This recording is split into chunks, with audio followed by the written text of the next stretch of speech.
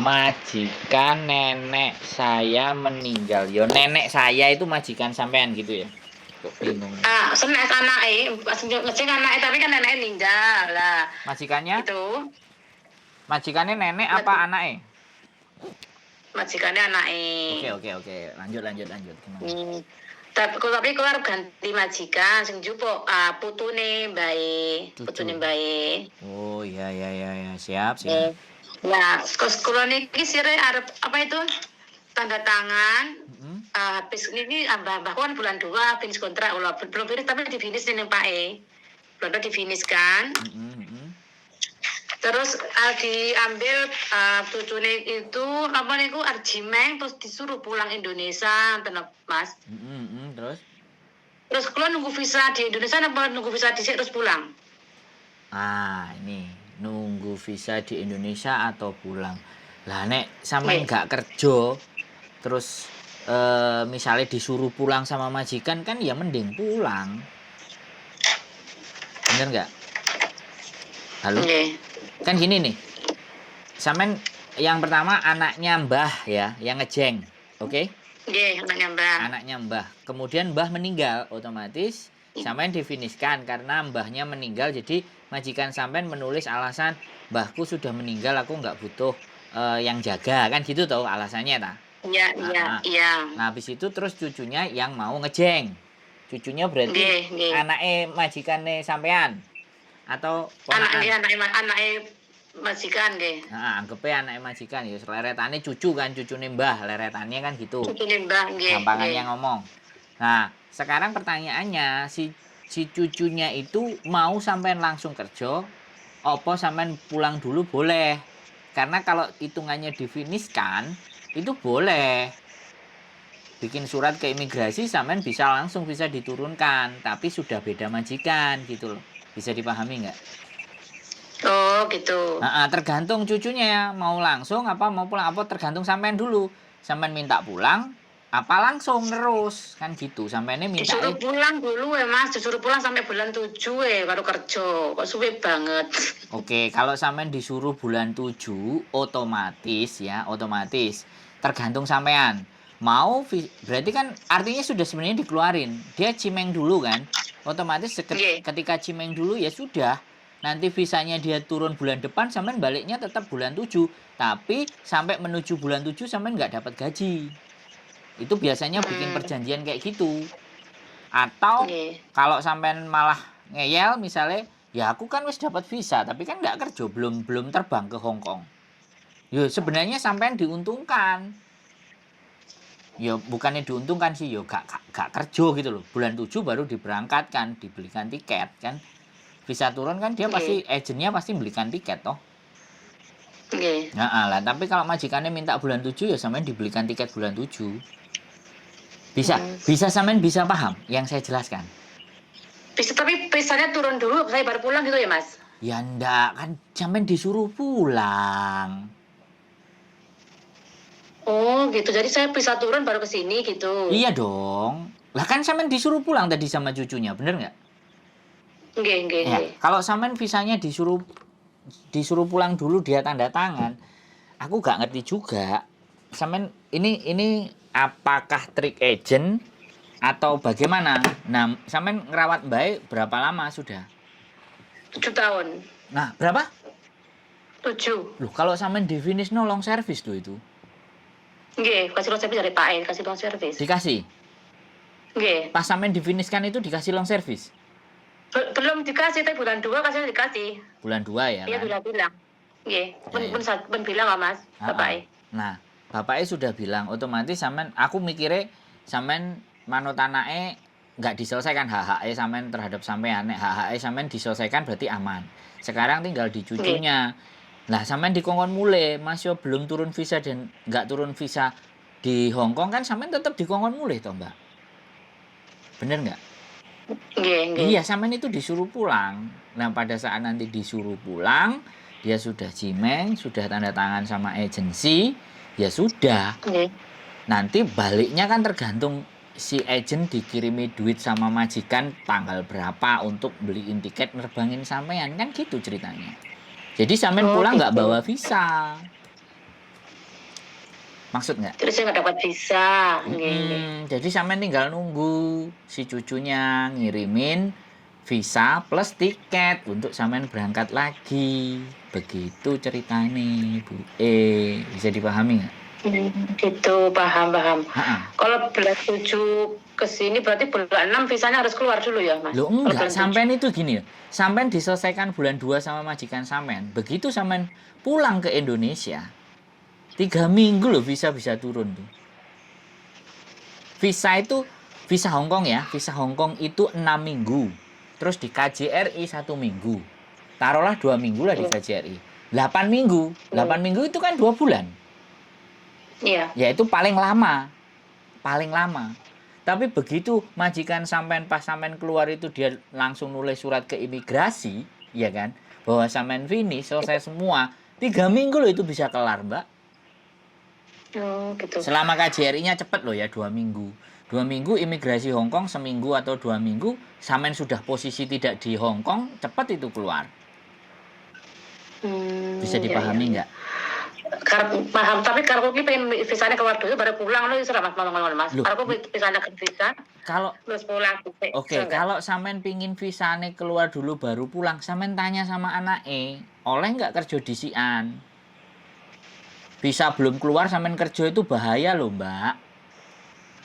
Nenek dituduh mencuri, nenek dituduh apa-apa, visa sampean kan nggak ada. Harusnya orang urus visa dan visa belum keluar itu di boarding. Itu aman, di boarding. Lah sekarang saya tanya, di boarding apa gak ngentekno duit? Nek anaknya ngomong lek bisa nurut kan nunggu main baik gak apa-apa ngonten. Anaknya bilang begitu, yakin? Nggih. Yakin? Oke, nek sampean bilang begitu gak apa-apa, nunggu visa turun baru pulang no problem. Nggih lah nggih kalau. Nah, yang pertanyaannya terus maksudnya bisa apa bisa ini ngomong pirang bulan baru kesini lagi gak apa-apa toh, Mas? Loh ya kan itu perjanjian sampean sama majikan, Mbak. Ya nggih, tapi kan neng imigrasi gak apa-apa toh, Mas, nonton niku, Mas. Ya ndak ada masalah. Sampean mau pulang mau enggak imigrasi, sing penting dia sudah nurunin visa, sampean mau pulang keluar dari Indonesia itu ndak apa-apa. Kan visa sampean masih ada. Cuman kan sampean posisinya tidak di Hongkong ya ndak apa-apa. Nanti begitu balik, tiketnya sudah ada, balik. Ya, cuman sampean nanti untuk tiket pulangnya janjian juga sama majikan. Kan tanggal 2 sampean finish, janjian mau pulangnya tanggal berapa. Ya kan kayak gitu tuh. Ya kan? Iya. Habis itu kan si agent nulis laporan bahwa sampean sudah selesai kontrak dengan anaknya Mbah. Terus sampean dijeng cucunya Mbah, kan gitu tuh. Nah, ketika dijeng cucunya Mbah kan sampean medikal. Habis medikal surat dibawa agent ke KJRI. Udah KJRI selesai, naik ke imigrasi. Nah, ketika sudah naik imigrasi, status sampean itu kan sudah selesai dengan majikan lama. Itu biasanya langsung dan diturunno, soalnya sampean kan posisi di Hongkong. Ya. Itu akan cepat diturunkan. Nah, pas sampean keluar dari omahe anake, langsung oper pada pengurusan visa sampean tinggal di tempati cucunya dan cucunya mau atau tetap tinggal di mbahnya dan bapaknya juga boleh mosowai, cuman jangan banyak orang tahu. Oh, nggih. Cuman jangan banyak orang tahu. Nggih, karo kan wis marem lah wis visane wis medhun karek budarane gak sanganteni visa gitu loh Mas maksudku niku. Gini, tidak ada masalah kalau sampean sudah hapcok sama majikan-majikan itu. Yang jadi masalah nantinya di saat sampean visa belum turun dan itu ada di rumah mereka, kalau ada barang yang hilang, ada sesuatu yang nggak beres, sampean yang kena karena visa sampean kan belum turun. Karena visa belum turun itu kan tidak boleh bekerja. Tapi sing ngerti majikan dan keluarganya kan sampean. Kira-kira mereka tega nggak berbuat seperti itu? Mereka bener apa enggak? Aku udah ngingetin ya dari awal ya. Sebaik-baiknya majikan di Hongkong apapun, kalau visa belum turun, sebaiknya tinggal di boarding. Tapi kalau sampean ngerasa cucunya ya udah tinggal di tempatnya Mbah, ngerawut si Mbah atau misalnya bakar mayat atau upacara-upacara si Mbah, ya syukur, alhamdulillah. Tapi sampean tetap waspada, nggak usah bilang sama teman-teman, gitu loh. Kok nek sing gak seneng sama sampean dilaporno kan bahaya. Nggih. Nek Yang Pak pun bilang ngoten, lek awakmu Ci ning kene nunggu visa, sak visane mulai gak apa-apa, omahe mbake gak iso nunggoni, tunggono dhisik ngoten Pak iki bilang ngoten. Itu kan persoalan yang sangat berbeda karena sampean sudah mungkin terlampau baik dengan keluarganya dia. Kalau keluarganya dia dan sudah baik, yo alhamdulillah gitu loh, Mbak. Karena aku kan berpikir sisi orang yang di luar yang nggak tahu lingkungan di situ toh Mbak, bener nggak? Nggih Mas ya. Aku kan berpikir seseorang aku di luar mereka, aku kan nggak ngerti mereka. Tapi kalau menurut sampean baik-baik saja ya saya sudah nyampaikan ke depan. Kalau seandainya nanti di dalam terjadi A, B, C, dan D, intinya sampean sudah tak ingatkan dari awal kan begitu. Karena kadang-kadang orang Hongkong juga kayak gitu. Karena yang tinggal sama mbahnya itu kita, biasanya mereka meminta, ya kan, meminta untuk si CC-nya ini sampai mbae nggak tahu lah ibaratnya mbae wis pergi bener-bener pergi gitu loh. Kadang-kadang kan enek sajene enek opo nih ditungguin kok mbae kok mbae arepe mulih ngene-ngene kan orang sini kepercayaannya kan itu toh Mbak. Nggih. Malah kan ning kene bapak Ci wong anu nunggu mbae, ngono nunggu visamu gak apa-apa turu kene aku malah seneng kok omah iki ben aku gak iso nunggone tunggono ngersi ana gak apa-apa ngoten Pak. Oke, siap.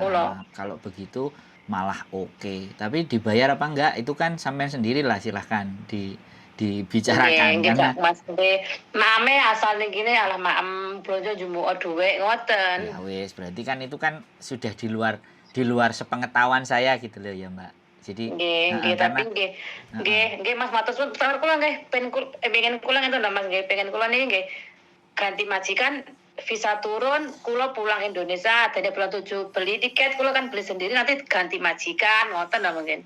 Boleh sekali lagi boleh ya karena bagaimanapun kan tinggal tergantung janjian sampean sama majikan, kedekatan sampean sama majikannya pas opo enggak kan gitu toh Mbak. Karena selama ini saya memposisikan bahwa ada majikan yang baik, ada majikan yang jelek. Jadi kalau majikan yang baik ya sudah, sampean yakin dan percaya itu baik, monggo. Kalau majikan jelek, setidaknya saya sudah memberikan informasi mana yang seharusnya peraturan Hongkong diterapkan kan begitu tuh, Mbak E. Bisa dipahami kan? Bahasa saya sampean bisa mengerti kan? Bisa, nggih bisa Mas Sandro. Nah, ada lagi sampean yang mau ditanyakan kira-kira cukup? Cukup berarti saya nggak dapat gaji Mas nggih nanti kalau pulang. Ya seharusnya karena visa sudah turun walaupun nggak kerja, karena visa turun tapi karena nggak kerja itu kebijakan sampean sama majikan. Ya wis wong ndak nyambut gawe ora digaji ya ndak apa-apa. Kan gitu. Nek sampean nuntut asline sebenarnya karena itu keinginan sampean ya sampean kudune ya ngerti. Iyalah wong aku gak kerja masa aku njaluk gaji. Kan gitu tuh. Nek sing njaluk gaji itu kan cuti tahunan. Cuti tahunan itu bergaji. Halo, nggih Mas. Kalau cuti tahunan itu sampean libur tapi digaji. Nggih. Pulang Indonesia sih terima gaji terus balik kan rata-rata cuti anak-anak kan 2 minggu. Nah itu dibayar sama majikan sebulan. Cuti kan cuman kadang-kadang kalau setahun kan 2 minggu 14 hari. 2 tahun lah. 2 tahun. Minggu. Setahun kan 7 hari. 2 tahun kan 14 hari. 2 minggu. Nek gua 7 tahun berapa cutinya pirang pinten enggak Mas berapa hari Mas kalau 7 tahun? Sampean bisa hitung. Nek aku buka rumus, Mbak. Gak pakai apa.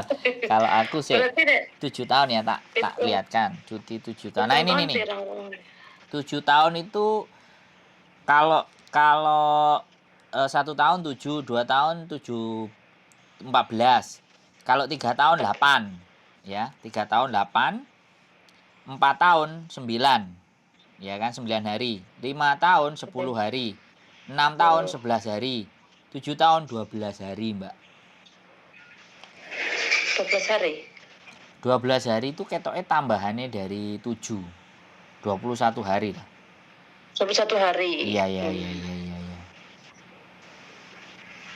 Betul. 21 hari. Ditambah 7 semua. Tambah 7 semua nggih. 12 tambah 7. 19. 21. 12 tambah 7 lah. 18. Ya. 18 no. 19. Ya, 19. 20 hari lah. 19. 20 hari. Siap. Ini kalau ini buku lebor ya. Gitu. Iya, nggih Mas, nggih. Begitu. Terima kasih Mas ya. Nanti Nggih, berarti siap. kalau dalam Siap. Nggih. terima kasih.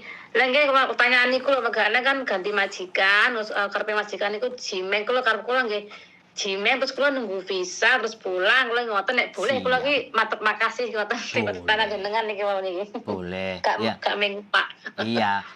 Ya boleh tapi ada penjelasannya. Kalau tidak boleh itu penjelasannya bagaimana. Jadi sampean itu benar-benar ngerti. Jadi harus berdasarkan pengertian, harus benar-benar ngerti. Kalau boleh itu bagaimana, kalau nggak boleh bagaimana, terus bagaimana supaya boleh kan gitu. Obrolannya kan sampean harus ngerti.